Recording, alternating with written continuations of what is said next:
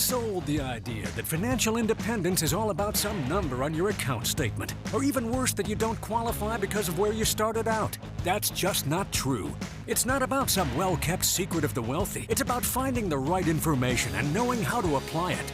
On the Get Ready for the Future show, we're answering your questions so you can start making real financial change today. The journey to true financial independence begins right here, and it starts with you. The show that is for you to help you discover, protect, and share true financial independence. Welcome into the Get Ready for the Future show. My name is Scott Inman, along with John Shrewsbury. We are glad you are here, and we hope you are ready for the next 35 minutes. We're going to be answering your questions about finance, about money. No question is off base. We are ready to answer anything, and hopefully, even if you didn't send in the question, it's something that maybe you've been thinking about on your road to financial independence, and something that we can help maybe give you some action steps to guide you along that path. And John, I got to start off the show today. It is July 3rd. As we record this, we're live streaming online, and then it becomes the radio show. It becomes a podcast, so we don't know when you're going to be listening to the show, but we're a day away from Independence Day, the fastest 4 minutes in finance, which is a great way to keep up on the world of finance. I did a little divergence today. Yep. Read a little bit of a speech that I had run into an email by Brian, that was sent to me from Brian Westbury, who's the chief economist at First Trust Advisors. We follow him. We use their products a lot in many of our clients' investment portfolios. He sent an email, and it quoted a commencement address from Ronald Reagan given to Notre Dame in 1981. And it was about the Founding Fathers. It was about the creation of this country and the freedoms that we are afforded because of what those men were willing to sacrifice. And I think it's a moment that we should start this show just to remind ourselves of that. We want to have fun this weekend with the 4th of July taking part in all those festivities and traditions. But man, when we talk about financial independence, it cannot be available to us. We'd have no opportunity if we didn't have our individual independence. Absolutely. And financial independence is something that I guess in our society today is almost a nebulous term, or maybe even one that is kind of pie in the sky to a lot of people. But financial independence is something that is very real. It is something that most people can attain with the right information, the right discipline, and the right opportunity.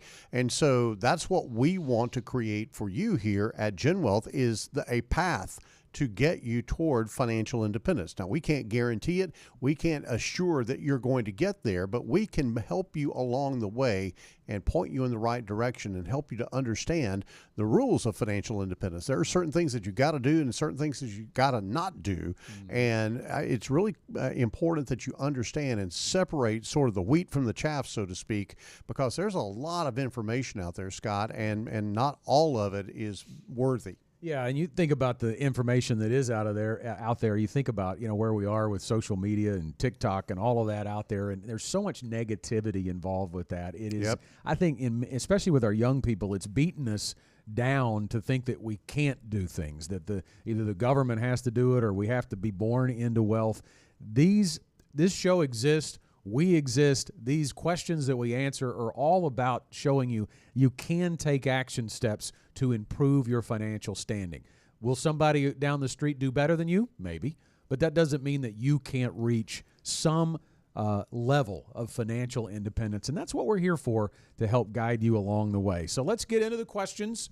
Our first one is from Samuel in Little Rock, and he writes, I'm 57 and have had some health scares lately. It's got me thinking, what kind of options do I have for health care in retirement, and is there anything I should do now to prepare for potential health issues later on? Samuel, thanks very much. You're 57, so the Medicare part of this is where we're going to start, and obviously that's several years off, so there's not a lot you need to do to prepare now, but we're going to kind of talk about how your health care coverage, your health care expenses will be covered to some degree in retirement, John, and everybody's going to have access to Medicare. So that's the first place we want to start when we talk about our healthcare options. Absolutely. And it's very important if you're approaching age 65 that you go ahead and sign up for Medicare. You do have to sign up for Medicare.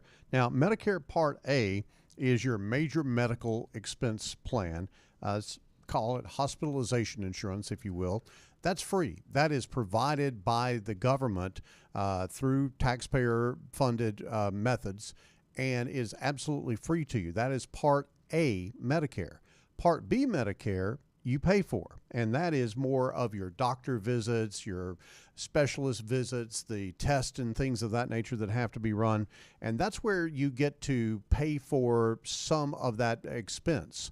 And so when you think about Medicare Part B, this is where there's a lot of people that really don't understand, how this whole system works. Medicare Part B has a base premium of $174.70 a month, but it is a graduated premium based on how much your income is. So it's means tested, if you will, meaning people that make more money or have more income coming in post age 65, they're going to pay more for that health care coverage. It can go all the way up, Scott, to $594 per person if you're in the upper income of someone who is 65 and beyond. And really and truly, that is based on your overall income, and not just your salary, but your overall income. So if you have investments paying you money, or you have capital gains that you get from a sale of a property or something like that, that's impactful on what they call IRMA. And that is I'm not even going to attempt the acronym, but it is IRRMA, I believe, or IRMMA. I can't remember which, but basically it is a means-tested graduated premium for Part B Medicare. Yeah, so this brings forth the point of how important, another reason it's very important to have a retirement income plan that shows you what you're going to be taking on a monthly basis, so that you'll know your annual income and how that will affect your Medicare premium, and then working with an advisor to work through the tax implications of that. Maybe you can get more money into a Roth IRA, or maybe you can take income from different sources that can keep that overall income down to keep you from having to pay more on the Medicare Part B premium, because the range is quite substantial, $174.70 a month all the way up to $594 a month, depending on your overall income. Now, the other part of that is, we don't know, Samuel doesn't say when he's planning to retire. So a key issue for folks, we say this all the time, the average retirement age in this country is 60. Well, it may not be across the board, but most people think about retirement at age 65, and that's the main reason, because they are trying to get to Medicare age. That doesn't mean you can't retire before 65, but you have to have a plan for health insurance past that. Many times you can get some short coverage on the back end of work through COBRA. Yeah, COBRA is out there. It's about an 18-month payout as far as COBRA is concerned. And when I say payout, I mean you pay the premiums for about 18 months, and you have coverage extending for 18 months past your last working day at your employer. But after that, you have to then go into the marketplace and find coverage for yourself, and it can be quite expensive. But there are some subsidies, some tax subsidies and things of that nature for people of limited income. There is also an important point I want to go back to on Medicare.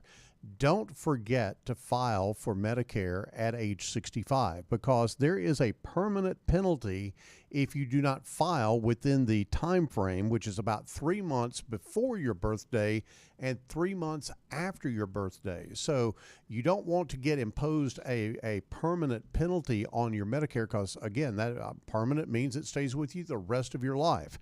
And so that is something that you've got to be sure to be aware of. Also be aware that, Scott, Medicare just doesn't cover everything. It's not a carte blanche, okay, if I just pay this, then I'm good. Yeah, back to Samuel's part of his question about how do you prepare for potential health issues later on. Preparing financially means that the dollars are going to need to be there in some way above and beyond what Medicare will cover.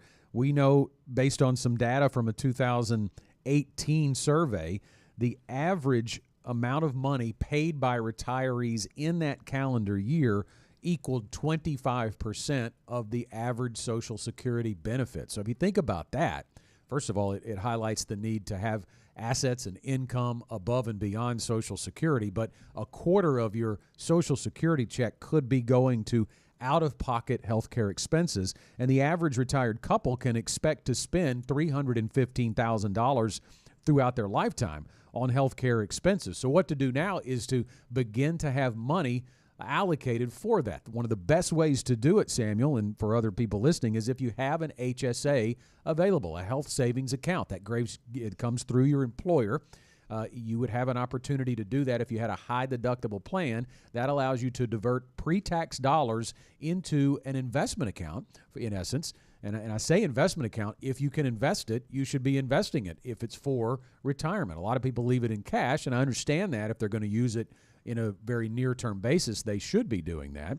But investing it for the long term, allowing it to grow, and then when you withdraw those contributions for qualified health care expenses, it is a tax-free withdrawal. So it's double tax-free. You get it in without the dollar being taxed. You get it out without the dollar being taxed. So that's a great way to build in pre-retirement some dollars for health care expenses. But the other part of that, John, is you can also set aside some money. If you've invested money in other places, not in an HSA, if you know what you're going to be living on and it's a comfortable retirement, you can begin to plan buckets of money for health care. Yes, absolutely. And you might also want to pick up some type of Medicare supplement policy. Mm-hmm. There is a standard Medicare supplement that just dovetails with Medicare. But then there is the Medicare Advantage plans. Now, the Medicare Advantage plans, I will just be real frank with you, I'm not a big fan of them, and we here at GenWealth don't regularly recommend them. But for folks that are really constrained as far as their income is concerned, it might be an alternative. But understand that that's much more like a HMO type coverage than it is a preferred provider organization, which is what most people are used to in their health care coverage. One other thing before we leave this topic, Scott, let's talk about long-term care. Long-term care is something that is not acute care. It is not your day-to-day health care expenses, but this is for if you cannot take care of yourself by yourself or at home or whatever the case may be. This is for a significant percentage of people who, frankly, have their head in the sand and don't think it's not going to happen to me. Yeah. But the statistics bear out that if you're 65 and healthy, there's about a 50% chance that you or your spouse is going to need some type of long-term care coverage. So we really need to do a lot better job of uptaking the subject and the actual coverage for long-term care. Not everybody needs long-term care insurance, but everybody needs a long-term care plan. You need a plan to determine how you're going to pay for the long-term care that you might and more than likely will need in retirement. Samuel, thanks for the question. There's so much more we could talk about on the health care, the long-term care, the insurance front, the retirement income planning front. All of this is part of the GenWealth Ready to Retire process. So if you're like Samuel, you're 57 or around that age, and you're thinking about how to prepare for health care in retirement, it's part of the holistic planning that we do here at GenWealth. And if you'd like to start that planning process, you can reach out and call toll-free, 866-653-PLAN. That's 866-653-7526. You can schedule an in-person appointment with a GenWealth advisor. You can schedule a phone call with an advisor. Just ask your health care questions. We'd be glad to advise on that and talk to you a little bit about your options. Next up on the show, it's Rochelle from Benton. I want to leave a good sum of money to my kids, but I'm worried about the tax implications for them.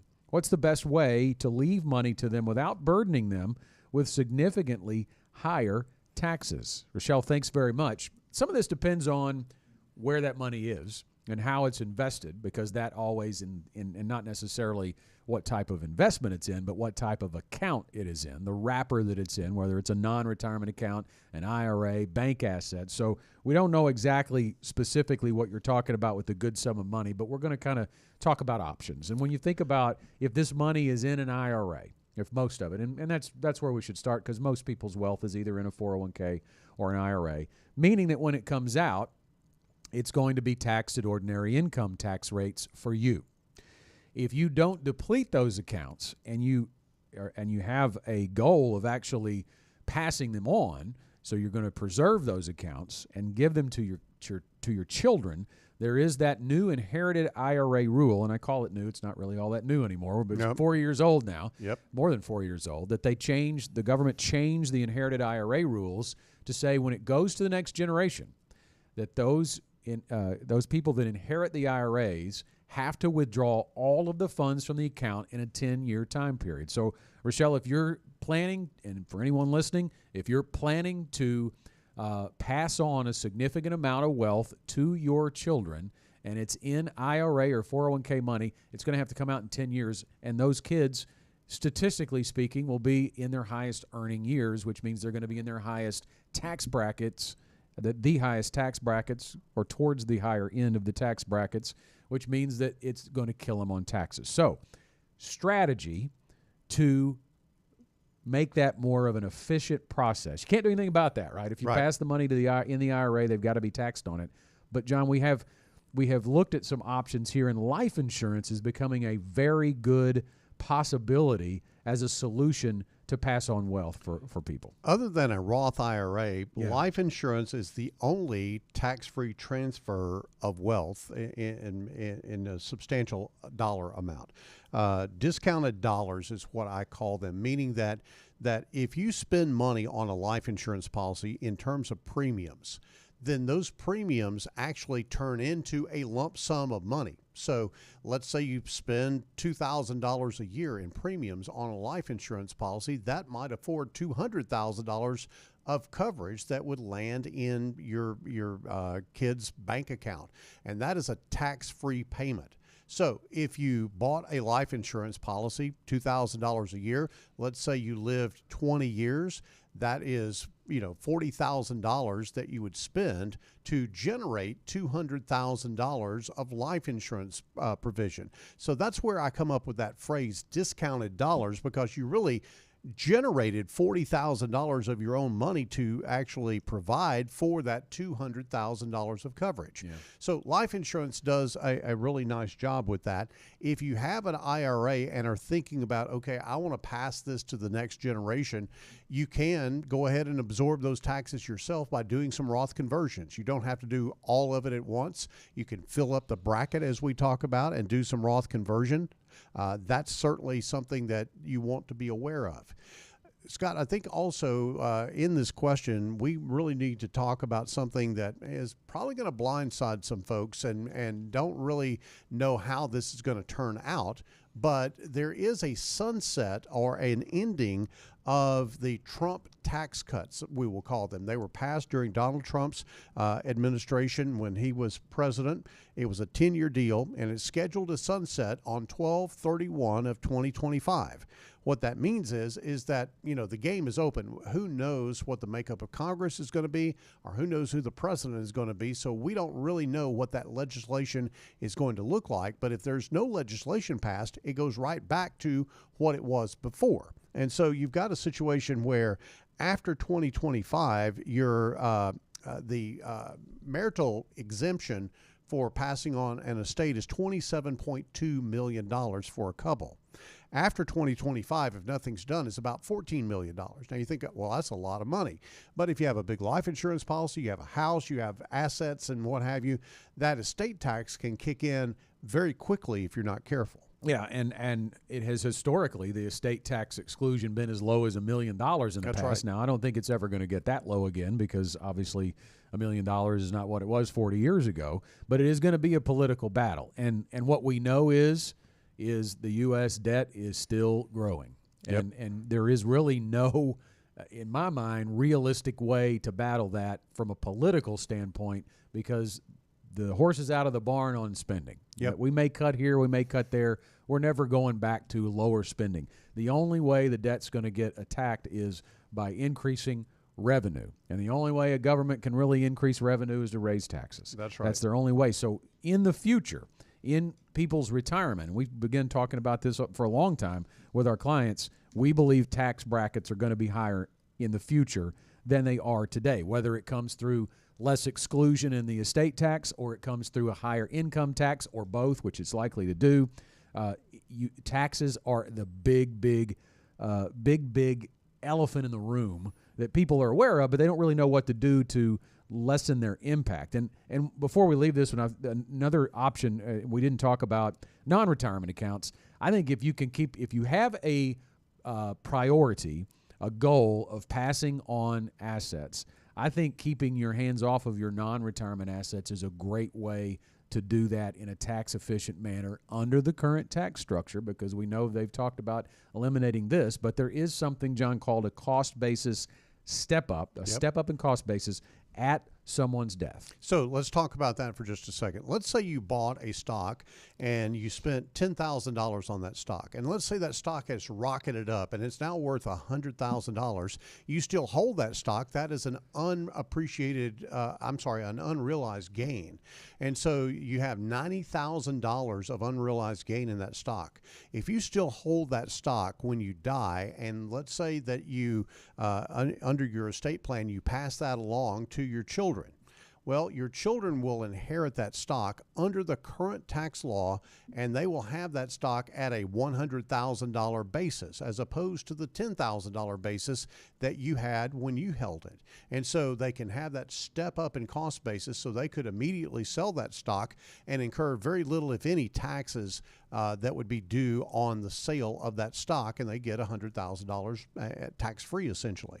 Now, there has been at least 2 attempts recently to repeal the step up in cost basis. I'm not real sure that that will ever get past Congress. It is a very popular thing as far as estate planning is concerned, but it's also, you have a Congress that is up against the wall trying to find money almost anywhere to fill the gap as far as the budget is concerned and the deficit, the national debt is concerned. So I think that that's always suspect about being on the table. Yeah, and I think to wrap this up, it's really imperative for our viewer that sent this question in, and anybody listening, if taxes are something that concern you, which we know statistically it's almost for every pre-retiree and retiree, don't just rely on your CPA. Use a financial advisor and have them talk to the CPA in a collaborative effort to make sure you're being the most efficient you can be on your taxes, limiting them. You cannot avoid them. You can't look for the loopholes to avoid them. And if anybody's trying to sell you on that, you better run. But you can do a limiting strategy for sure. Scott, I think it's very important that you have your financial advisor and your tax person all on the same page, working together. There are benefits of that happening together and not in a vacuum. A lot of people want to go, well, I'll go see my financial advisor and then I'll go see my tax guy. How about we go see each other? Everybody get together and talk about how we can best lower your overall tax situation. Next question is from Bennett in Fayetteville. My wife and I are in our late 40s and trying to make sure we start thinking about retirement. We both have 401ks, and we've contributed to about $425,000 between the two. What else should we think about? Is it time to sit down with an advisor? Bennett, yes, it is definitely time to sit down with an advisor. And we're going to give you a few reasons as to why, but in your late 40s, absolutely you should be thinking about retirement. Sounds like you've been thinking about it longer than just now, because you've put some money into the 401k. You're in the accumulation stage, but what do you need from an advisor? Well, the first thing is not necessarily investment advice. That's a big part of it, right? Helping you allocate in that 401k, maybe starting accounts outside of the 401k to increase your wealth. But the first thing, John, I think I would say that an advisor can help or should help is creating a clear vision for retirement. My late 40s are not that long ago in the rearview mirror. Yep. I remember when I started doing this show, I started talking about I'm in my late 40s. No longer there, 51. But I understand when you're raising kids, you have aging parents, you got a lot going on in the day-to-day life. It is hard to get outside of that and think about what is retirement actually going to look like. Yeah, it's been called the sandwich generation, people that are taking care of kids, taking care of parents. I call it they're in a fog. They've got so much going on. They're just exhausted at the end of the day, and trying to even think about some sort of future plan is difficult.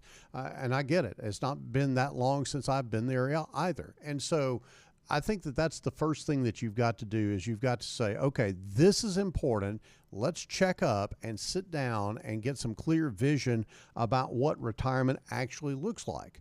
And for most people, a lot of people, we would say that they would need a vision of whether retirement is even possible, because there is a lot of negative thought about retirement. I just am not going to be able to do it. I'm going to work till I die. We hear all that all the time. It doesn't have to be that way, and you still have time in your 40s to actually make some progress. So I think, first of all, Scott, you've got to have a balanced perspective. Yeah, I think that's a big deal. You know, we talked about the kids, the aging parents, but when it comes to managing your finances in your late 40s, you know, I mentioned that Bennett he and his wife are in the accumulation phase. That's how he would describe it. Accumulation, let's just quite be honest. If you're dumping money into your 401k at a pretty good clip and the market's on a tear, accumulation can seem quite easy. And many times it's working without you really thinking about it. But what are you doing from an allocation standpoint? And I'm not talking about asset allocation. I'm talking about how are you allocating your dollars? Are you in a plan that is created a budget that has enough margin for you to have extra dollars to allocate? That's the first thing. But then past that, do you have some existing debt that you need to take care of? Wiping that out before increasing contributions to your retirement. That may sound, John, like counterproductive. I want to get as many dollars in to my 401k as I can, and that's a great idea. It helps you in so many ways now and later. But that debt hanging over your head, you want to get that out of the way, especially before your retirement date. All you have to do is look at the interest payments that you're paying and ask yourself, is that better going to them, or is that better coming to me to ensure my financial independence? And so getting rid of debt is an incredibly important part of anyone's overall financial plan. But I think you've got to also think about, you know, how do you create financial independence when you got all this stuff going on in your life? That's where you have to prioritize. Here's the big issue. There is no do-over for retirement. There's no safety net for retirement other than Social Security. And just ask yourself, do you want to live only on Social Security in retirement? So that means that you've got to prioritize some things. Your retirement is more important, frankly, than that big expensive vacation that you might be about to take or are thinking about. Now, I'm not saying you shouldn't go do it. Whoa. Yeah, but I am saying that you should prioritize. Absolutely. And think about, how am I going to eat when I am older, as opposed to, oh, let's just go spend the money and worry about tomorrow later. Right. That doesn't work out very well for just about anybody. Feels good in the moment, but doesn't work out well for just about anybody. And I think the other thing that I would say about working with an advisor is the accountability factor. The ability to, it's so easy to get off the mark with all the distractions we've got going on. Having that accountability, someone kind of in your ear on a regular basis saying, hey, how we doing? Let's be sure we're staying on track with this. Look, we have been in business here at GenWealth for now 19 years, and I've been in the financial services industry probably about 34 years.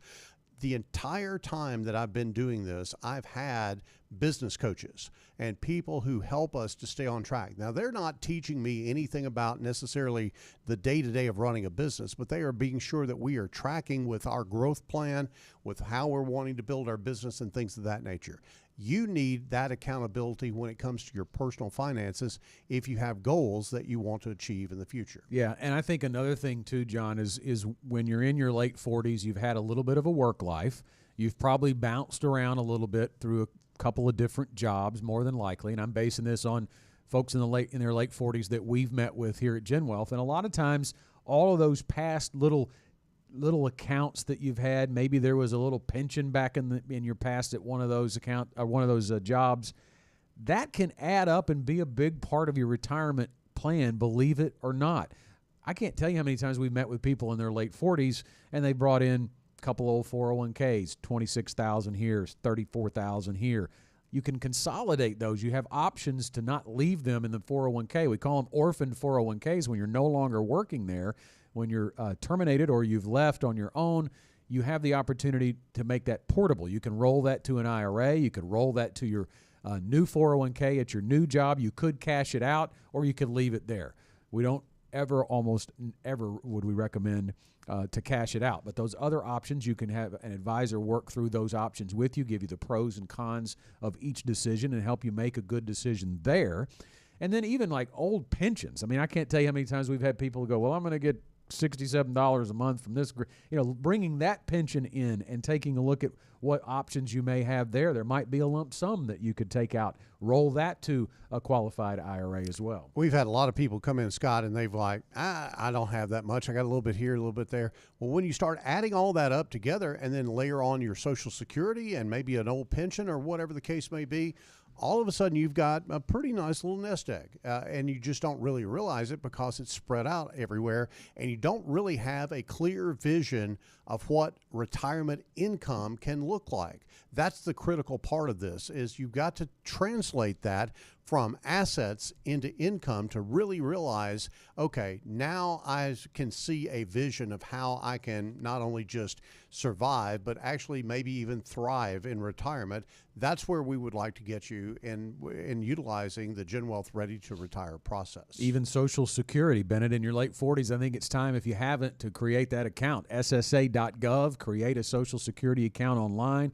You'll be able to see your estimated benefit. It's time to start looking at what, if I keep on my current path and I work till I'm 62 or 65 or 67, what kind of benefit could I get? What kind of benefit could your wife get from Social Security? Layering in all of those income sources and creating a retirement income plan at your chosen retirement date can show you if you're on track or not. And that's a big deal in your late 40s because you have a lot of time left before the retirement date likely arrives. So you have some time to make up ground if you need to. And I say that because in your late 40s, you're about to become empty nesters if you're not already.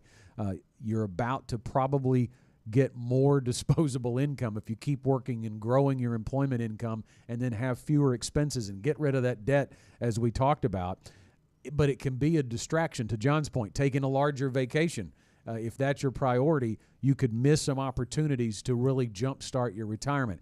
And if you're getting close to 50, we ought to mention the catch-up contribution for sure as well. Yep. When you reach age 50, I don't know if you're maxing out your 401k contributions, you and your wife, but you can put extra money into it in the year that you turn 50. There's a $6,500 annual catch-up contribution for you and your wife when you hit 50 years old. And I think you ought to be maxing out those pre-tax options in those 50 in the 50s, in your 50s, because it's really about your only way to lower your taxable income when you've lost your child tax credit and you're paying down that mortgage and you don't have those tax deductions. Let's talk about one other distraction, Scott, and I think this is really almost, you just feel like, okay, I need to do this in my 50s. A lot of people buy that new home. You know, they go, oh, we've been in this house forever or whatever. And I have no problem with that if you're on track for your retirement. But don't sacrifice your retirement for just buying a new home, because you're going to load yourself up with debt and there you go again. And so be sure that your priorities are in the right order based on what your long-term need is, not necessarily what your short-term need is, because short-term needs, those good feelings you get from satisfying those short-term needs, that fades away pretty quickly, and you worry about how is it I'm going to survive in retirement. Before we get to the final thoughts, you heard the final bell. Do want to tell Bennett he is the question of the week. If you can't tell because we spent so much time on it, we really like that question. We want to thank you for reaching out with the question, and we'd love to send you a free Get Ready for the Future Show tumbler. Just email us, Bennett, show@getreadyforthefuture.com to claim it. John, your final thought. Final thought is, without a vision, the people perish. That's a biblical term. It is very true in the area of financial planning. I think that a financial advisor fills a lot of different needs. They play a lot of different roles in working with a client. But one of the most important roles that a financial advisor can possibly play is to keep you focused, keep you on track, continue to lay out that vision about what the future can look like. If you don't have that vision, then you're probably going to get tired. You're probably going to get distracted. You're probably going to get, some emotion kicking in going, man, I really want to do this. I'll just pause that retirement, contribution and we'll pay for this new boat or whatever it is. Remember, having the proper vision is the start of all things financial. We would love to sit down and begin building a plan for you. If you'd like to go through the GenWealth Ready to Retire process, all you have to do is pick up the phone and call 866-653-PLAN. That's 866-653-6766. 7526. Or check us out online, getreadyforthefuture.com. There's a lot of free resources there for you to look at. Check us out, look at the team, and see if it makes sense to reach out and schedule that appointment. Great way to get some information as well. And want to also include the free guide, 7 Steps to Financial Independence. You can text the word STEPS to 501-381-5228 and get that. That is all the time we have for this week's Get Ready for the Future show. Great show again. Great questions. If you have a question, please don't sit on it. Get it to us. You can call the number 501-381-5228. Leave a voicemail or shoot us a text. See you next time. The GenWealth financial team is available to you 24/7 at info@getreadyforthefuture.com or call our offices at 866-653-PLAN. That's 866-653-7526. You should personally consult a financial advisor before making any investment, and no strategy can assure success. Securities offered through LPL Financial. Member FINRA SIPC. Investment advice offered through Independent Advisor Alliance. Independent Advisor Alliance and GenWealth Financial Advisors are separate entities from LPL Financial.